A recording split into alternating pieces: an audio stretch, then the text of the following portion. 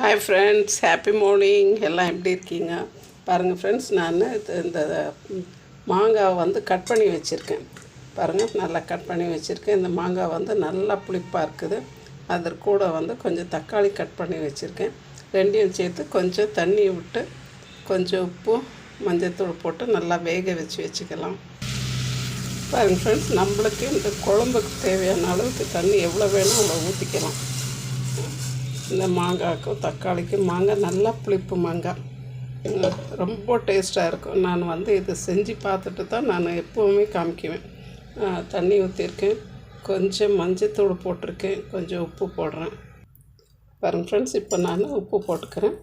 கல் உப்பு போட்டிருக்கேன். உங்களுக்கு தேவையான அளவுக்கு உப்பு போட்டுக்கோங்க. எப்போவுமே உப்பு கொஞ்சம் கம்மியாக இருந்து ரெண்டாவதாக சேர்த்துக்கலாம். ஃபஸ்ட்டு நிறைய போட்டுடாதீங்க. இதெல்லாம் நல்லா வெந்து வரட்டும். நல்லா குழைய அளவு வெந்து வந்தால் நல்லாயிருக்கும். பாருங்கள் ஃப்ரெண்ட்ஸ், இப்போ நான் ஒரு மிக்ஸி ஜாரில் வந்து கொஞ்சம் பூண்டு போட்டிருக்கிறேன், கருவேப்பிலையும் மல்லி செடியும் போட்டிருக்கேன், 2 பச்சை மிளகா போட்டிருக்கேன், மிளகு சீரகம் போட்டிருக்கேன். இது எல்லாத்தையும் நம்ம 1-2 அரைச்சிக்கிட்டு வந்துடலாம். ஒரு துண்டு கட்டி பெருங்காயம் போட்டிருக்கேன். எல்லாத்தையும் 1-2 அரைச்சிட்டு வந்துடலாம். பூண்டு நம்ம இஷ்டம் எவ்வளோ வேணுமோ அவ்வளோ சேர்க்கலாம். பூண்டு வந்து கேஸுக்கு நல்லது. சேம் டைம் பெருங்காயமும் கேஸுக்கு நல்லது. பாருங்கள் ஃப்ரெண்ட்ஸ், நம்மளுடைய மாங்காவும் தக்காளியும் நல்லா வெந்து வந்துடுச்சு. இப்போ இதை ஒரு பிளெண்டர் வச்சு நம்ம நசுக்கிக்கலாம், இல்லை மற்ற வச்சு கடையலாம், இல்லையா கொஞ்சம் மிக்சியில் கூட போட்டு அடித்து எடுத்துக்கலாம்.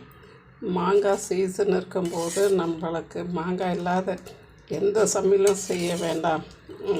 எல்லாத்துக்கும் மாங்காய் யூஸ் பண்ணி செய்கிறோம். ஸோ இது பாருங்கள், சூப்பராக இருக்கும்.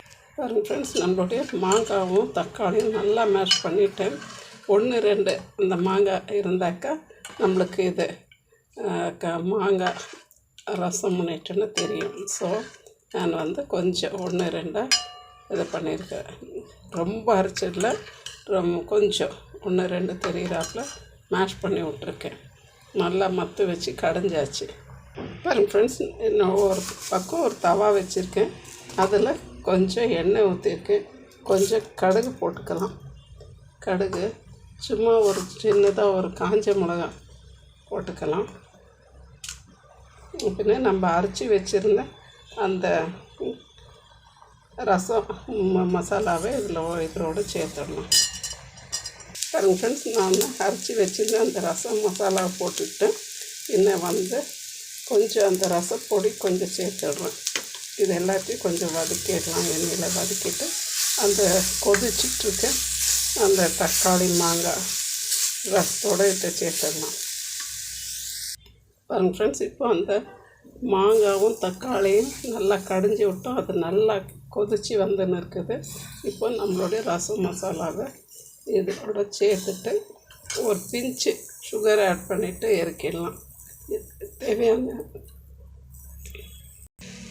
ஃப்ரெண்ட்ஸ், நம்மளுடைய ரசம் கொஞ்சம் லேசாக கொதிக்குது. நம்ம எப்பவும் கொதிக்க விட மாட்டோம், பட்டு இது மாங்காய் ரசம். ஸோ உனக்கு ஒரு 1/4 ஸ்பூன் அளவுக்கு சுகரை நான் இதில் ஆட் பண்ணுறேன்.